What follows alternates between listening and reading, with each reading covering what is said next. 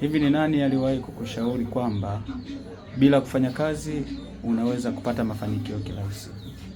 Hebu nikwambie. Mara nyingi ukijibidiisha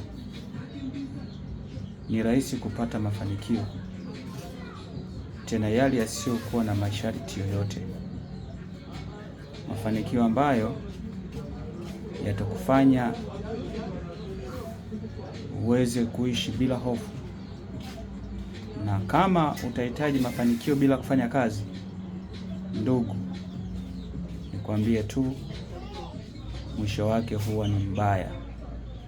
Wengi sana waliofanikiwa bila kufanya kazi tumeona huweza kupata adha nyingi.